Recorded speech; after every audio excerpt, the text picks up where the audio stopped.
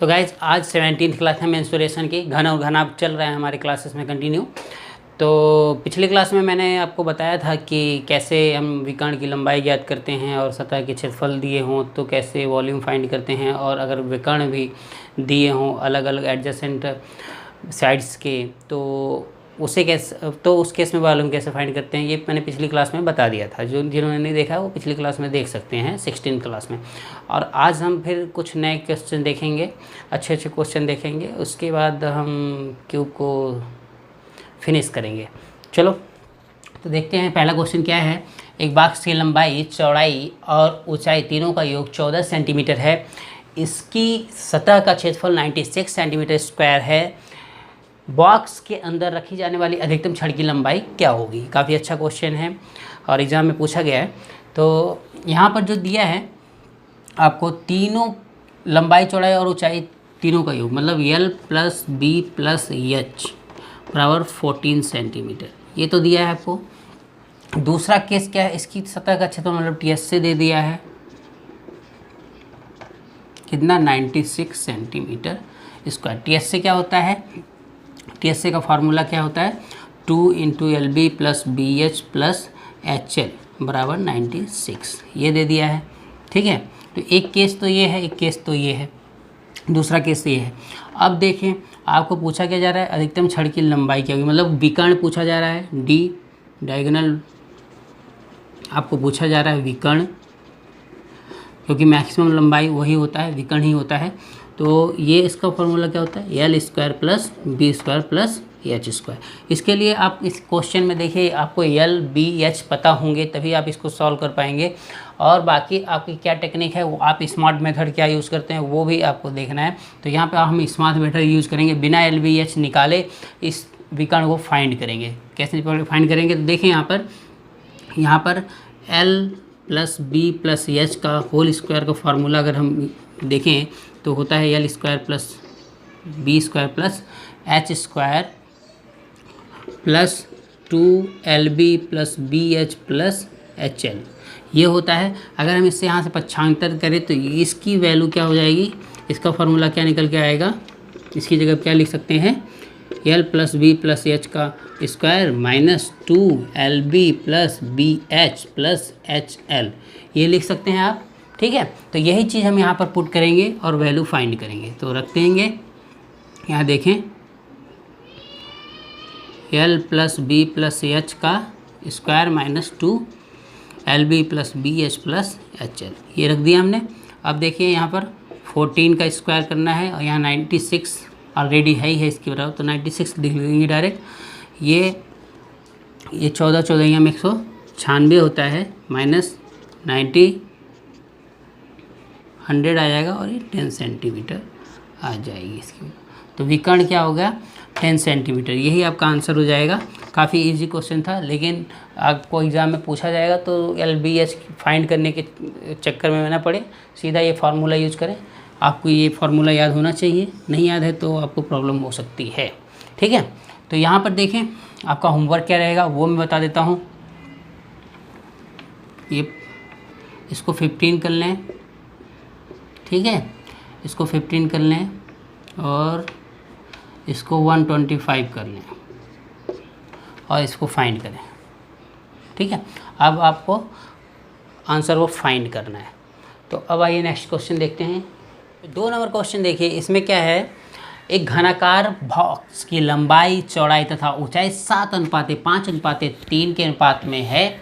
इसका संपूर्ण पृष्ठीय क्षेत्रफल 27,832 सेंटीमीटर स्क्वायर है। इस बॉक्स का आयतन ज्ञात कीजिए सेंटीमीटर क्यूब में। ठीक है, यही क्वेश्चन है।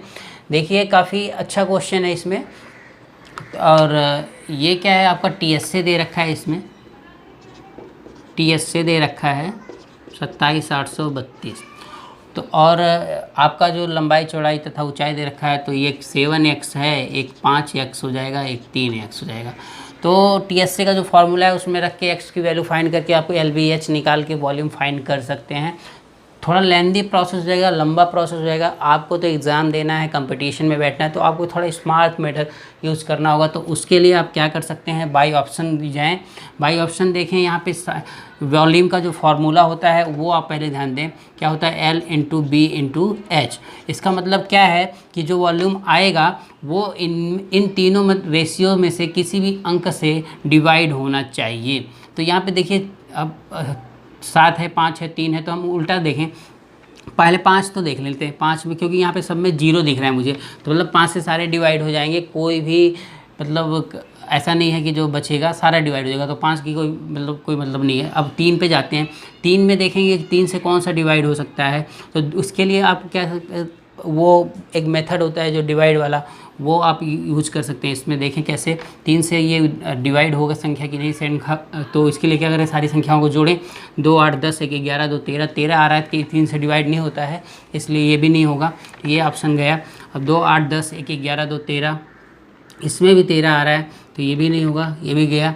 2 8 10 8 18 1 19, 19 आ रहा है, ये 3 6 18 होता है, तो भी नहीं होगा। अब ये लास्ट में बचा, तो यही करेक्ट हो जाएगा। सिंपल है, ये करेक्ट हो जाएगा, यही मेथड था। 2 8 10 8 18 और 2 8 10 18 3 21, 21 आ रहा है, तो 21 जो है 3 से डिवाइड हो जाएगा 7 बार, तो ये आपका डी ऑप्शन जो है वो करेक्ट हो जाएगा। बस आपको कुछ सॉल्व करने की ज़रूरत नहीं है, कैलकुलेशन की कोई भी ज़रूरत नहीं है।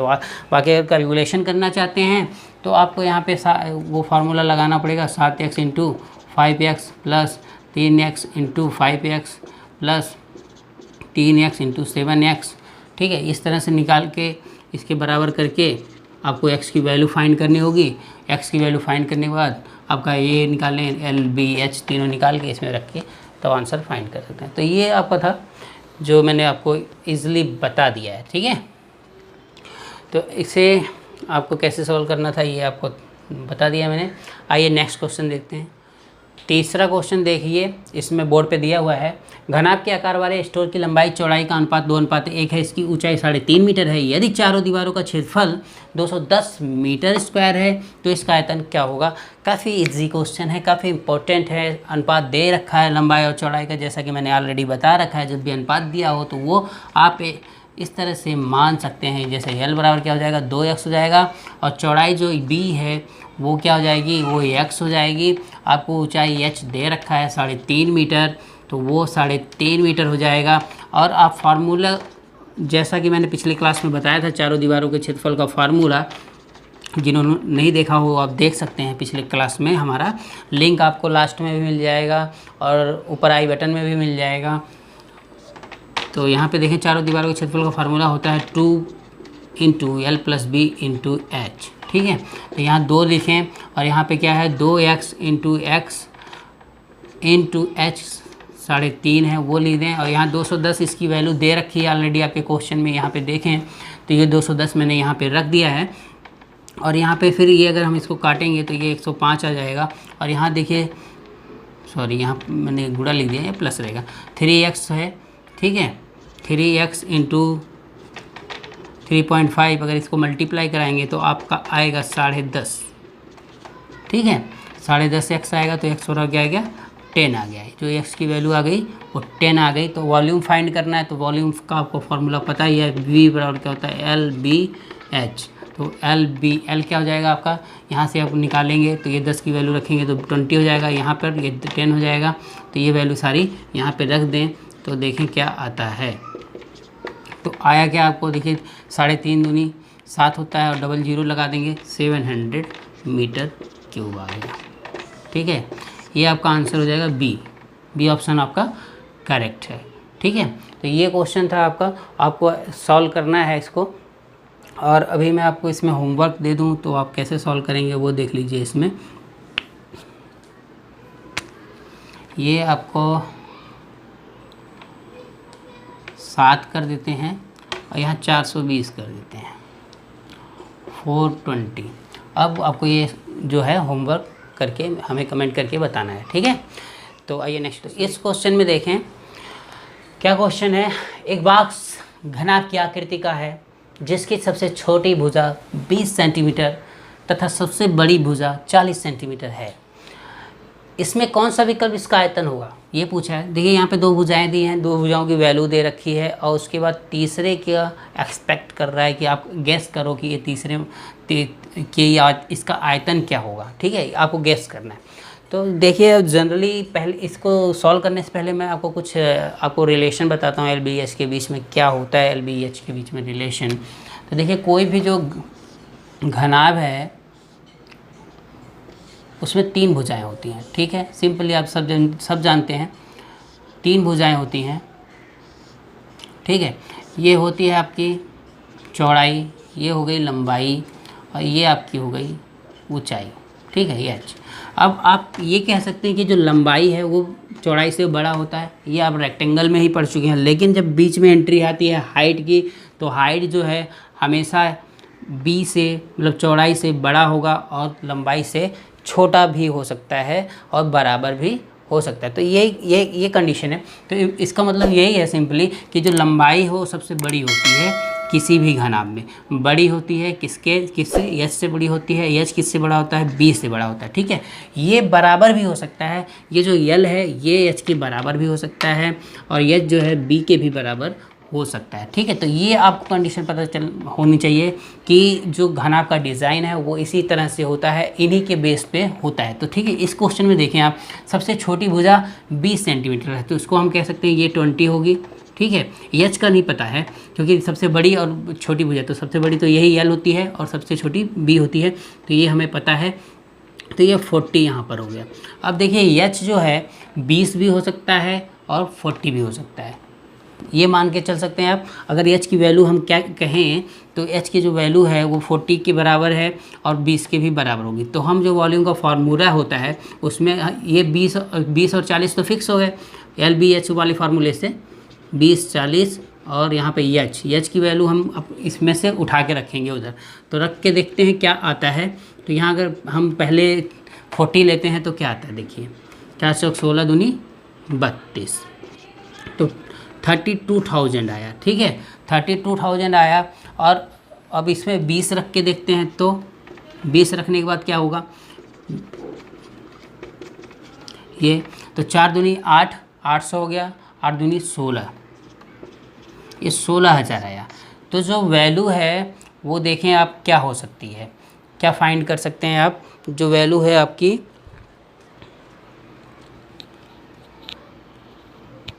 वो 32,000 या 16,000 में से एक के बीच में होगी।